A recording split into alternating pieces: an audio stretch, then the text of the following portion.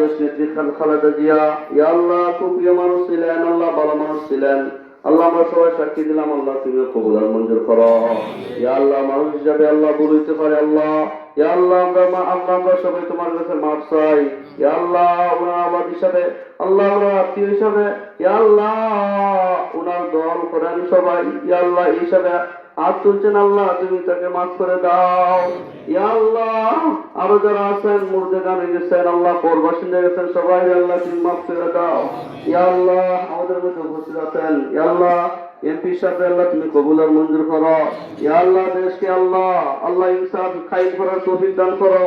ইয়া আল্লাহ দেশের মানুষের খেদমত করার তৌফিক দান করো। ইয়া আল্লাহ মজলুম মানুষদেরকে আল্লাহ পাশে থাকার তৌফিক দান করো। ইয়া আল্লাহ 17 বছর আল্লাহ খুব নির্যাতনের শিকার হয়েছে। ইয়া আল্লাহ যারা দুর্বল তারাই আল্লাহ শিকার হয়েছেন আল্লাহ। ইয়া আল্লাহ আজকে আল্লাহ তুমি দুর্বলদেরকে আল্লাহ তুমি সবল করো। ইয়া আল্লাহ দেশের খেদমত করার তৌফিক দান করো। ইয়া আল্লাহ আমরা সবাই আল্লাহ তুমি কবুল আর মঞ্জুর করো। ইয়া আল্লাহ আমরা যারা হাত তুলছি আল্লাহ তুমি জানো, আল্লাহ সবার দিলের মাকাস আল্লাহ তুমি পুরা করো। ইয়া আল্লাহ পৈতৃকে মরণের আগে আগে কবরের সমাজ হওয়ার তৌফিক দান করো। ইয়া আল্লাহ আমরা দেশি খালেদা জিয়া জানা যায়, ইয়া আল্লাহ আলিম উলামা বেশি ছিলেন, ইয়া আল্লাহ আলিম উলামা আল্লাহ দাফন করছেন, ইয়া আল্লাহ ফেল করার মধ্যে আল্লাহ ধরছেন, আল্লাহ উনি খুব ভালো লোক ছিলেন, আল্লাহ তুমিও ভালো হিসেবে আল্লাহ তুমি কবুল আর মঞ্জুর করো। ইয়া আল্লাহ তুমি যারা করেন সবাইকে আল্লাহ তুমি ভালো হিসেবে কবুল আর মঞ্জুর করো। ইয়া আল্লাহ ভালো হিসেবে করছি। আগামী 22 তারিখ দেশনেত্রী বেগম খালেদা জিয়ার সুযোগ্য বড় ছেলে জিয়াউর রহমান সাহেবের সুযোগ্য বড় ছেলে বিএনপির চেয়ারম্যান জনাব তারেক রহমান সাহেব হবিগঞ্জবাসীর উদ্দেশ্যে কথা বলার জন্য শায়েস্তাগঞ্জ হাইওয়ের পাশে একটি মাঠে আসবেন। সেখানে প্রস্তুতি সভা শেষ করে গত পরশুদিন আমাদের 3 প্রিয় সহকর্মী, ইউনিয়ন সভাপতি, ওইখানকার ইউনিয়নের চেয়ারম্যান, যুবদলের সভাপতি একটি মোটরসাইকেল যুগে বাড়ি ফেরার পথে সড়ক দুর্ঘটনায় মারাত্মকভাবে আহত হন। তারা সিলেট মেডিকেলে ছিলেন, উন্নত চিকিৎসার জন্য কালকে ঢাকা চলে যাবেন। এই সংবাদটি পেয়ে তাদের 3 জনকে 3 গ্রামে দেখতে গিয়ে আমার আশার এই বিলম্বটা হয়েছে, সেই জন্য আমি আন্তরিকভাবে দুঃখ প্রকাশ করছি।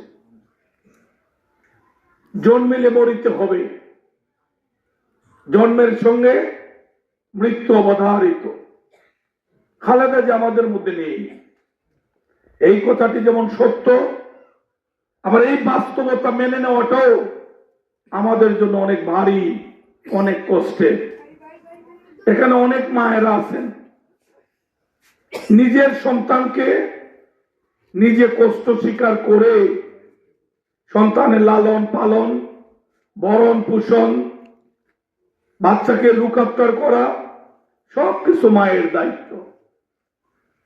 খালেদা জিয়া সারা বাংলাদেশে আমার মতো লক্ষ লক্ষ নেতা কর্মী, যারা আমরা বিভিন্ন সময় মামলা হামলার শিকার হয়েছি, কারাগারে গিয়েছি, শারীরিকভাবে লাঞ্ছিত অপমানিত হয়েছি, খালেদা জিয়া ঘুরে ফিরে এই প্রতিটা পরিবারের উনি খবর রেখেছেন, আমাদের জামিনের ব্যবস্থা করিয়েছেন, জেলে আমাদের খাবারের জন্য টাকা পাঠিয়েছেন, আমাদের বাইরে যারা গুলিবিদ্ধ হয়েছে তাদের চিকিৎসার ব্যবস্থা করেছেন, যারা জেলে ছিল তাদের পরিবার পরিজনের বাচ্চা কাচ্চা লেখাপড়া থেকে শুরু করে তার অসুস্থ মা বাবার চিকিৎসার ব্যবস্থা, তার বাচ্চার স্কুলের বেতন, তার বাচ্চার স্কুলের ড্রেস, সব কিছু মিলিয়ে একজন মা যেভাবে সন্তানকে লালন পালন করে, ঠিক তেমনি ভাবে 64 জেলার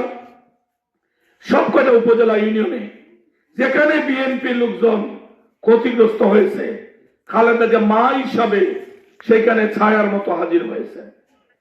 সেই জন্যই খালেদা জিয়ার প্রতি মানুষের এই আলাদা শ্রদ্ধা, খালেদা জিয়ার প্রতি মানুষের আলাদা ভালোবাসা।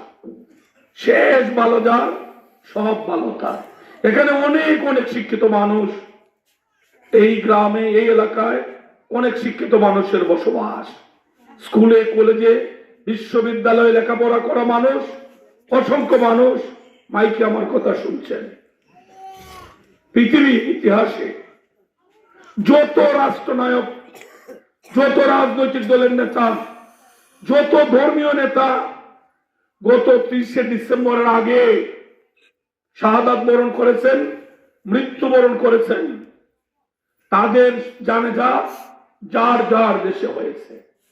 বাংলাদেশও খালেদা জিয়ার আগে অনেক জাতীয় নেতা দুনিয়া থেকে বিদায় হয়েছেন, মৃত্যুর কোলে ডলে পড়েছেন, উনাদেরও জানাজার নামাজ হয়েছে।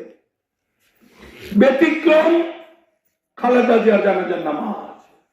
বিএনপি নামক রাজনৈতিক দলটি গত 17 বছর যাবৎ আমরা রাষ্ট্রীয় ক্ষমতায় না। গত 17 বছর যাবৎ আমরা মামলা হামলা, জেল জুলুম, পুলিশি অত্যাচার, আওয়ামী অত্যাচারে আমরা এলাকা ছাড়া, বাড়ি ছাড়া, ঘর ছাড়া, ব্যবসা বাণিজ্য ছাড়া প্রতিটা মানুষ আমরা অনেক কষ্টের মধ্যে ছিলাম। 17 বছরে আমরা ঘুরে দাঁড়াতে পারিনি। আমি আপনাদের এলাকার মানুষ, আমি 1517 দিন হাসিনার বদৌলতে জেল কেটেছি।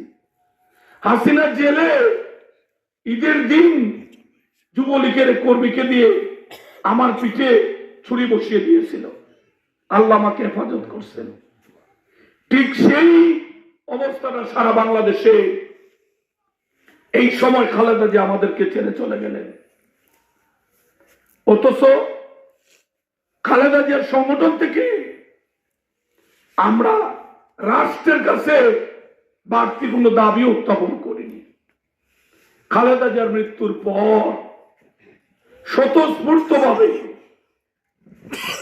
এক স্মরণীয় জানাজার নামাজ হয়ে সারা বিশ্বে এক উদাহরণ সৃষ্টি করলো।